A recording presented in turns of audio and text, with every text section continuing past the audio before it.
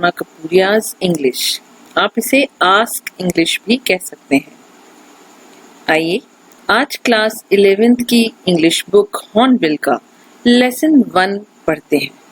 इस लेसन का नाम है the portrait of a lady, जिसके लेखक हैं खुशवंत सिंह। और ये जो साइड में आपको एक स्पैरो वाली फोटो दिखाई दे रही है, ये वो उस किताब का कवर पेज है जिसमें ये कहानी लिखी गई थी। असल में जो खुशवंत सिंह हैं वो एक पोएट भी थे, लॉयर भी थे, अच्छे ह्यूमरिस्ट भी थे और बहुत सारी शॉर्ट स्टोरीज भी लिखा करते थे। तो ये उनकी collection of some short stories में से एक कहानी है पोर्ट्रेट ऑफ अ लेडी, और ये उन्होंने अपनी ग्रैंड मदर को डेडिकेट की है। सामान्य तौर पे पोर्ट्रेट का मतलब होता है कि यदि किसी के पर्सनालिटी को उनको देखकर ही पहचान लिया जाए, या ग्रेसफुल हैं, एंग्री हैं, लाइक एंग्री मीन्स लाइक उनमें रोबस्टिक हैं, बड़े बहादुर हैं, तो बहुत ही खूबसूरत हैं, नाजुक हैं, ये सारी चीज़ें देखते ही समझ में आ जाती हैं। पेंटिंग्स और पोर्ट्रेट्स और स्कल्पचर्स, कई रूप हो सकते हैं पोर्ट्रेट के। तो यहाँ एक रूप जिसके बारे में लेखक हमें बता रहे हैं, वो उन्होंने हमें स्टोरी में अपनी ग्रैंड मदर के बारे में उनके कैरेक्टरिस्टिक्स, उनके नेचर एंड उनकी लाइकिंग्स एंड डिसलाइक्स के बारे में इस तरह से बताया है कि ऐसा लगता है कि जैसे हम उनकी दादी को सामने ऐसे देख रहे हैं। That is why it is called, the title is the portrait of a lady. Writer 20th मार्च 2014 को इस दुनिया से डिपार्ट हुए और इन्हें काफ़ी सम्मान भी मिले हैं भारतीय साहित्य में। तो पहले हम देख लेते हैं कि हम जब ये लेसन पढ़ेंगे तो हमें क्या क्या सीखने को मिलेगा। That is the objective of this lesson, that we will learn about the different stages of relationship. आपको यहाँ देखने को मिलेगा कि जब लेखक छोटे हैं, फिर उसके बाद जब वो थोड़े जिसे बोलते हैं ना युवावस्था में आते हैं, और उसके बाद जब वो कॉलेज और यूनिवर्सिटीज में जाते हैं, तो that's different stages will be able to see, and of course will be able to relate with our life also. इसके अलावा हम कंपैशनेट फीलिंग्स टुवर्ड्स एल्डर्स भी डेवलप करना सीखेंगे, बिकॉज जब लेखक बहुत सारी परिस्थितियों से हमें अवगत कराएंगे, हमें बताएंगे उनके बारे में, तो हमें भी ऐसा लगेगा कि हमारा भी संबंध अपने घर के दादा दादी, नाना नानी के साथ कुछ ऐसा ही है। इसके अलावा हम ये भी जानेंगे कि बर्ड्स में और एनिमल्स में भी हमारी ही तरह इमोशंस होते हैं। We'll be able to justify the title by making a short note on it. तो ये भी एक सीखने वाली बात है कि हो सकता है कि इस पूरी कहानी के अंत में हम एक छोटी सी कहानी खुद लिख पाएं इस कहानी के ऊपर, जिसे हम शॉर्ट नोट कहेंगे। और वो कैसे होगा ये भी हम सीखेंगे। Learn to maintain a flow while writing a story from our own experience.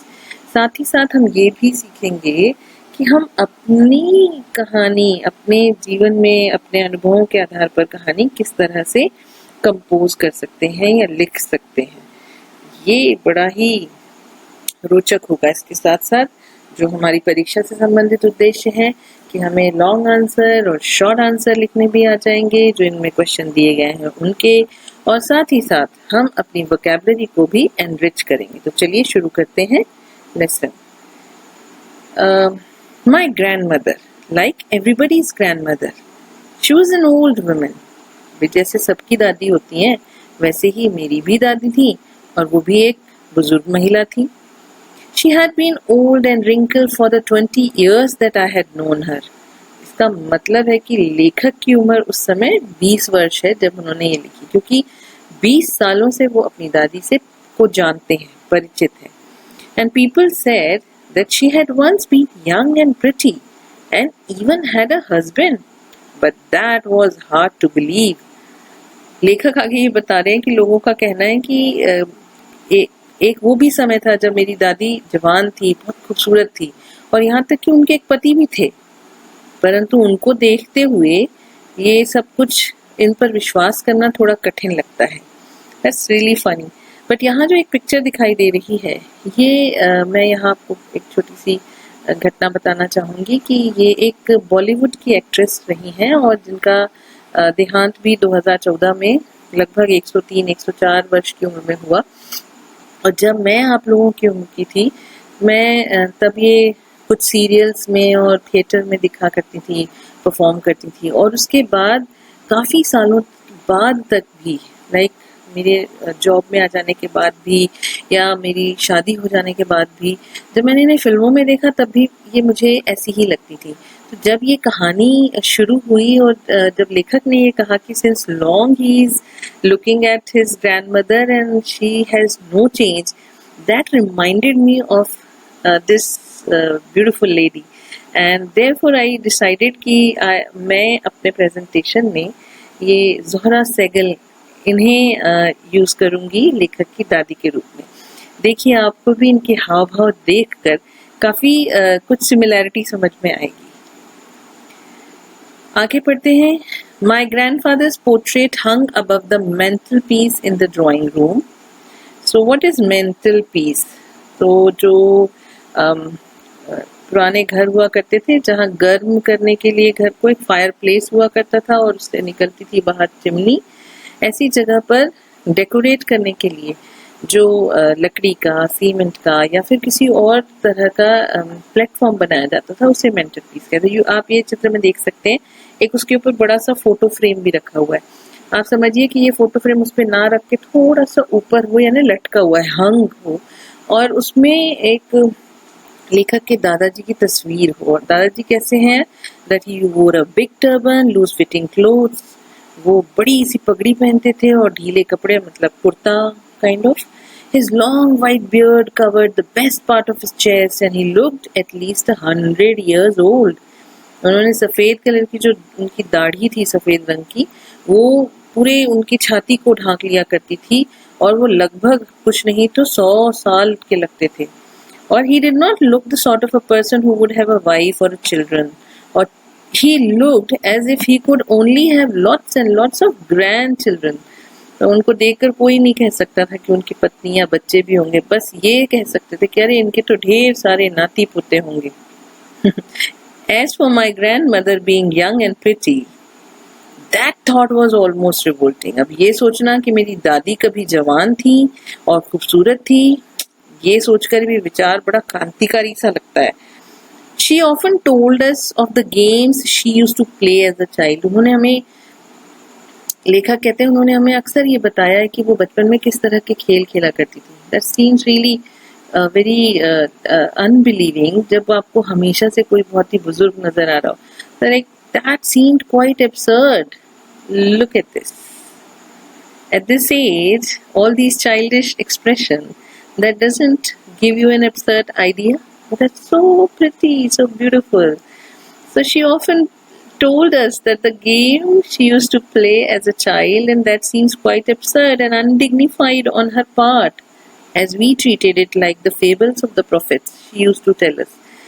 हमेशा वो हमें सूफी संत और महात्माओं की कहानी सुनाया करती थी, तो हमें भी ऐसा लगता था कि ये जो कहानियां हमें सुना रही हैं, शायद उसी की तरह कोई ये कहानी बता रही हैं कि वो भी बचपन में इस तरह खेला करती थी। She had always been short, fat and slightly bent. जब से लेखक उन्हें देख रहे थे, वो कुछ चिकनी सी, मोटी सी और आगे की तरफ थोड़ी झुकी हुई सी दिखा करती थी। Her face was a crisscross of wrinkles running from everywhere to everywhere. वो उनके चेहरे पे ढेर सारी झुर्रियों के क्रिस क्रॉस बने हुए थे, लगता था हर तरफ से हर तरफ झुर्रियां चली जा रही हैं। No, we were certain she had always been as we had known her. तो अब ये कहना था कि इस तरह से बेंट जो उनकी दादी थी, उनका कहना था लेखक का कि वो हमेशा से ना ऐसी ही रही हैं कि उनके चेहरे पे ढेर सारी झुर्रियां और बहुत ही old, so terribly old that she could not have grown older. वो इतनी बूढ़ी हो चुकी थी, उससे ज्यादा वो बूढ़ी हो ही नहीं पाई।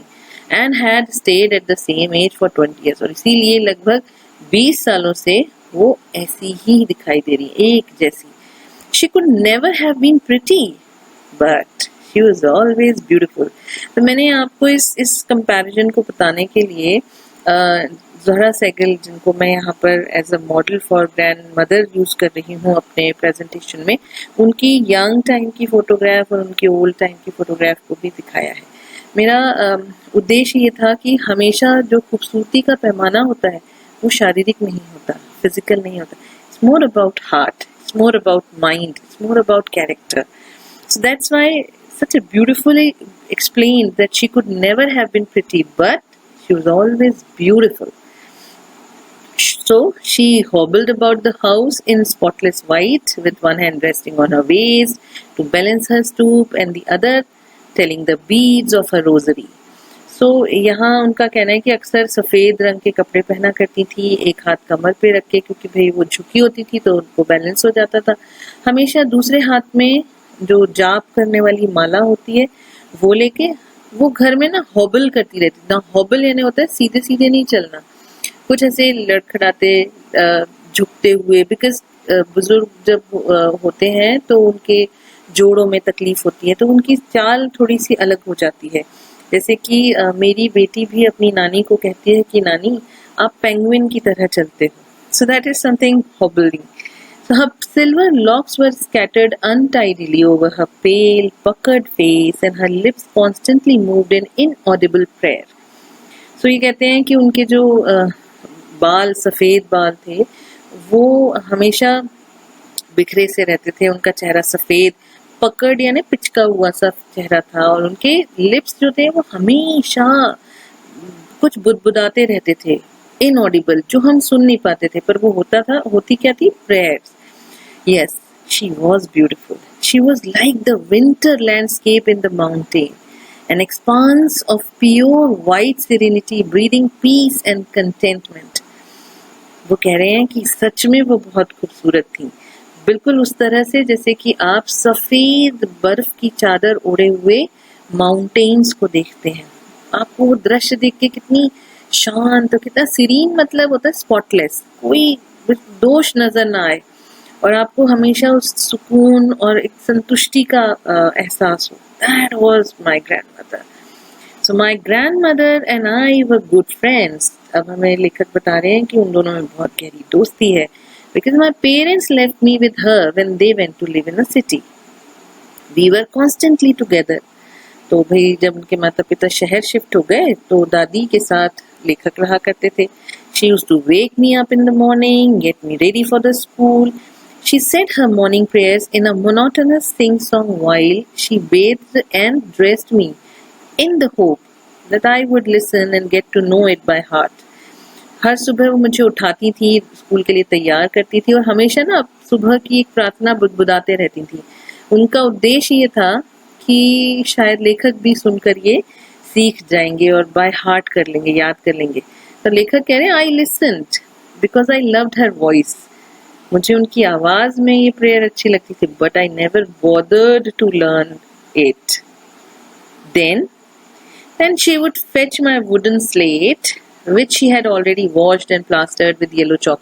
ये वो जमाना है जब बहुत सारी कॉपियां और किताबें नहीं हैं, और ऑफ कोर्स लेखक अभी बहुत छोटे हैं, समझ लीजिए किंडरगार्टन वाले स्कूल में जा रहे हैं, तो वहाँ कुछ ज्यादा चीजों की जरूरत नहीं है. तो उनके लिए एक लकड़ी की स्लेट का उपयोग करते थे, और उसके अलावा उन्हें एक छोटा सा इंक पॉट और लाल रंग का पेन भी दिया जाता था. दैट्स इधर लिखा है, tiny earthen ink pot and a red pen, and then tie them all in a bundle. एक छोटा सा बटुआ बना के उनको बांध देते थे, हैंड इट टू मी, और वो लेखक को दे दिया जाता था.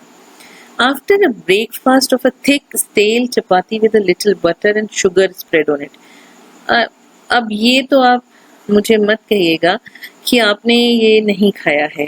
ऑफ कोर्स बासी रोटी पर थोड़ा सा मक्खन या घी लगाकर उस पे शक्कर छिड़क कर उसकी रोल बना के हम सब ने खाया है.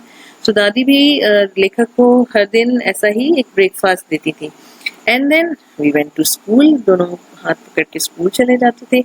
She carried several stale chapatis with her for the village dogs. अपने साथ वो बहुत सारी बासी चपातियां भी ले जाती थी, और वो किसके लिए ले जाती थी? गांव में जो डॉग्स हैं उनके लिए. So my grandmother always went to school with me because The school was attached to the temple. दादी इसीलिए साथ जाती थी क्योंकि साथ में टेम्पल लगा था। और पढ़ाने वाले कौन थे? The priest. The priest taught us the alphabet in the morning prayer. While the children sat in rows on either side of the veranda, singing the alphabet or the prayer in chorus, my grandmother sat inside reading the scriptures. तो जब बच्चे दोहरा रहे होते थे ना, जो उन्हें पाठ पढ़ाया गया है, तो दादी मंदिर में बैठकर अपनी जो धार्मिक किताबें हैं या ग्रंथ हैं वो पढ़ा करती थी। So when we had both finished, we would walk back together. जब दोनों का पढ़ाई पूरी हो जाती थी तो घर लौट आते थे। This time the village dog would meet us at the temple door. और फिर उन्हें दरवाजे पर, मंदिर के दरवाजे पर मिल जाते थे उस गांव के वही डॉग्स जिनके लिए वो रोटियां लेके निकले। So they followed us to our home, growling and fighting with each other for the chapatis we threw to them. और वो लड़ते झगड़ते हमारे पीछे पीछे चलते रहते थे जब तक कि हम घर नहीं पहुंच जाते और साथ ही हम उन्हें चपातियां भी देते जा रहे थे। When my parents were comfortably settled in the city, they sent for us. तो जब लेखक के पेरेंट्स सिटी में अच्छे से सेटल हो गए तो उन्होंने इनके लिए भेजा। क्या भेजा? संदेशा भेजा, बुलावा भेजा। That's a phrase. They sent for us. So it's not about कि किसी व्यक्ति को भेजा या कुछ चीज भेजी. It's about एक बुलावा भेजा. So these are the writing techniques we should keep on observing, noticing कि ऐसा लिखने से हमारी लेखनी आकर्षक प्रभावशाली बनती है। So that was a turning point to our friendship. अब दादी और पोते के इन दोस्ती में कुछ एक मोड़ आने वाला है, because अब दोनों कहाँ शिफ्ट हो रहे हैं? शहर। Although we shared the same room, अब दोनों एक ही कमरे में अभी भी रह रहे हैं। My grandmother no longer came to school with me, but अब दादी स्कूल नहीं आती because I used to go to an English school in a motor bus. तो ये देखिए भाई, लेखक तो अपने स्कूल बदल चुके हैं, वो अंग्रेजी मीडियम के स्कूल में पढ़ने लगे हैं। So there were no dogs in the street, so she took to feeding sparrows in the courtyard of our city house.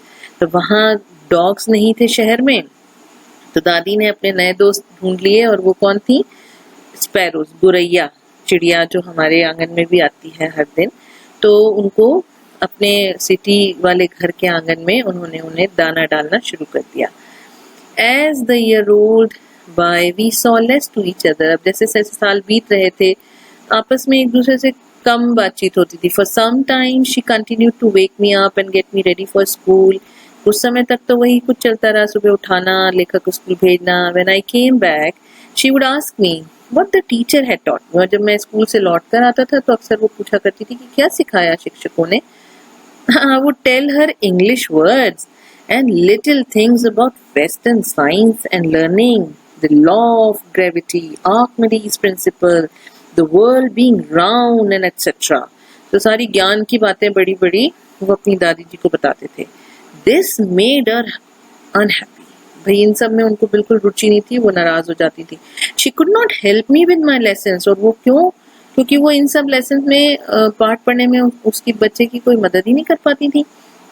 And again she did not believe in the things they taught at the English school. और उन्हें इन बातों पर यकीन ही नहीं होता था ये क्या पढ़ा रहे इंग्लिश स्कूल वाले। And she was distressed that there was no teaching about God and scriptures. उन्हें लगता था ये कैसा स्कूल है ना जहाँ वहाँ पे धर्म ग्रंथों के बारे में कुछ बताया जा रहा है, ना भगवान के बारे में बताया जा रहा है। So she was not happy. One day I announced that we were being given music lessons. ओहो, एक दिन आके लेखक ने जैसे ही घर में बताया कि आज तो इन्हें कुछ संगीत सिखाया गया, कुछ गाने को दिया गया। Oh God, she was very disturbed.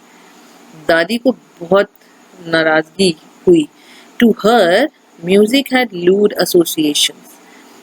It was the monopoly of harlots and beggars, and not meant for gentle folk. उनका कहना था कि ये निचले दर्जे के लोगों का काम है, या तो भिखारियों का काम है, फकीरों का काम है। ये अच्छे लोग, सभ्य लोगों का गाना बजाने से कोई लेना देना नहीं था। She said nothing, but her silence meant disapproval.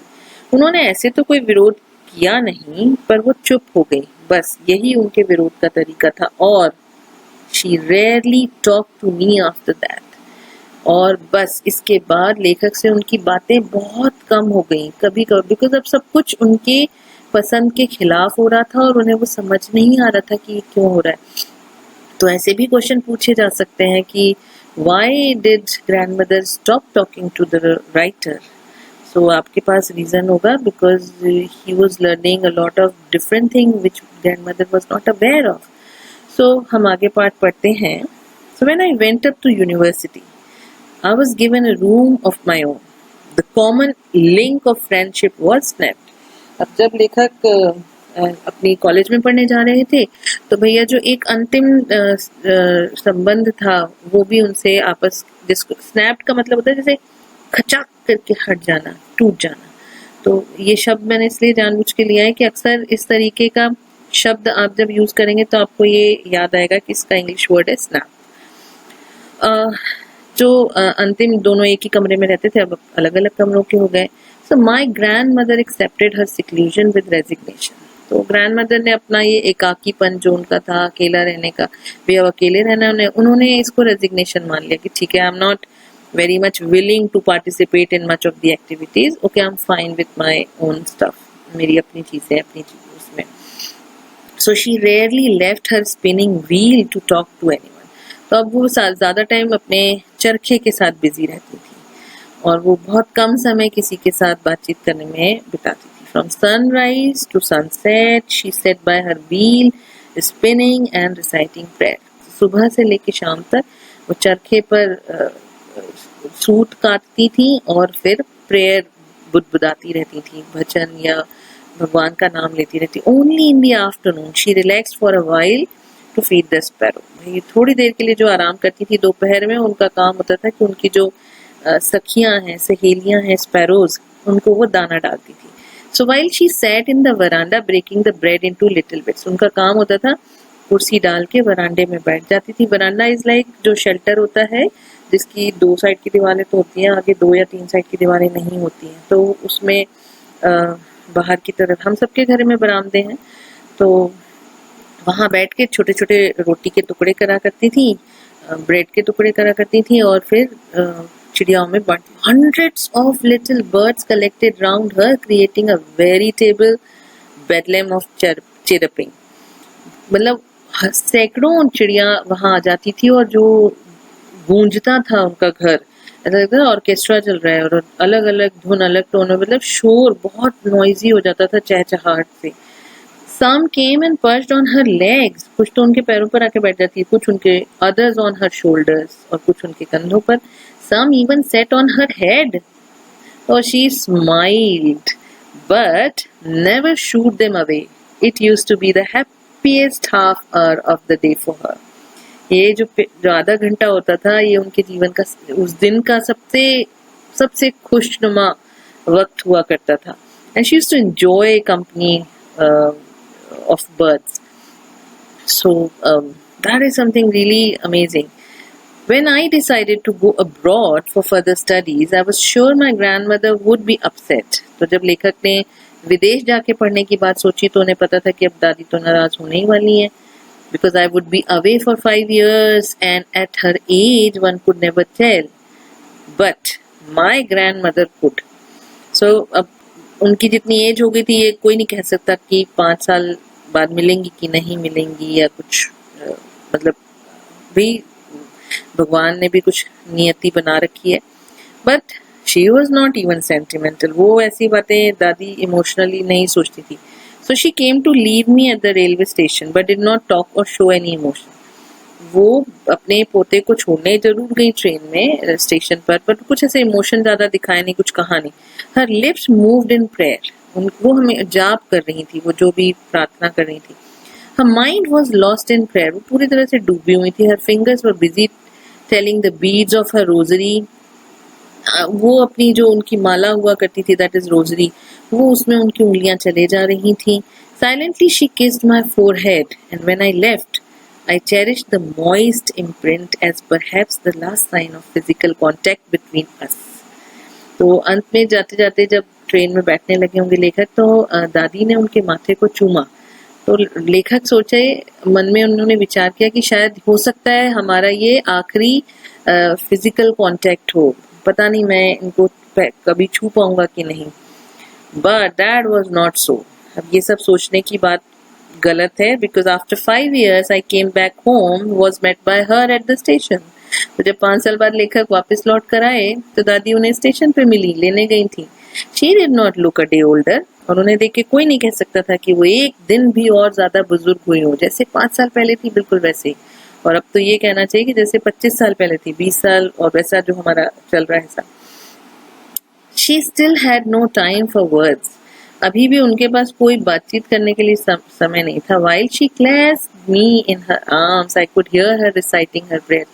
बस उन्होंने पोते को अपने गले से लगाया, और उनके जब गले से लगाने पर लेखक ने जो कुछ सुना वो बस प्रेयर्स थी, वो बुदबुदा रही थी, उनके प्रेयर कंटिन्यू चल रही थी। Even on the first day of my arrival, her happiest moment were with her sparrows, whom she fed longer and with frivolous rebukes. तो उस दिन भी, जब पहले दिन लेखक लौट के आए हैं ना, तब भी आधा घंटा सबसे जो खुशनुमा था वो किनके साथ बीता?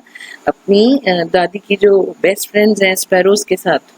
और इस बार उन्होंने ज्यादा समय तक उन्हें खाना खिलाया, और उन्हें कुछ ऐसे झिड़कियां भी दी, कुछ उन्हें डांट भी लगाई कि सुनो ज्यादा शोर ना किया करो, इतनी उतावली क्यों हो रही हो, मैं दे रही हूँ। I'm just imagining कि वो किस तरह से, this is the term frivolous rebuke को बताने के लिए कि ये जो एक फ्रेज यहाँ दिया हुआ है कि ये इस तरीके से कि वो किस तरह से उन्हें बोल रही होंगी। But in the evening a change came over her. She did not pray. अब शाम के समय उन्होंने कुछ बदलाव आया। She collected the women of the neighborhood and got an old drum and started to sing. आस पड़ोस की महिलाओं को इकट्ठा किया, एक पुराना ढोलक निकाला और गाना गाना शुरू कर दिया। For several hours she thumbed the sagging skin of the dilapidated drum and sang of the homecoming of warriors.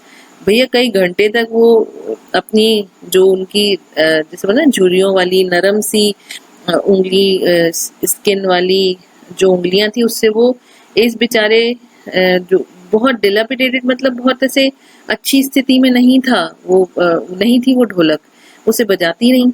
और जो गाने वो गा रहे थे वो ऐसे थे जैसे कि जो युद्ध करके योद्धा वापस लौट के आते हैं ना, उस तरह के गाने गा रहे थे। We had to persuade her to stop to avoid overstraining. घर के सब लोग उनके पीछे लगे कि बस करो, आप थक जाओगे, बहुत उन्हें रोक रहे थे। That was the first time since I had known her that she did not pray. अब वो एक दिन था जब लेखक को याद पड़ता है कि जब से लेखक उन्हें देख रहे थे, ये पहली बार था जब उन्होंने प्रेयर नहीं की थी। तो this is something I put a picture to tell you about the drum and how people enjoy using it at home. बहुत रूटीन चीजें हैं, भजन होना, संगीत होना, काफी कुछ। So the next morning she was taken ill. It was a mild fever. The doctor told us that it would go, but my grandmother thought differently.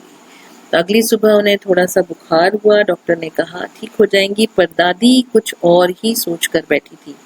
She told us that her end was near. She said that since only a few hours before the close of the last chapter of her life she had omitted to pray.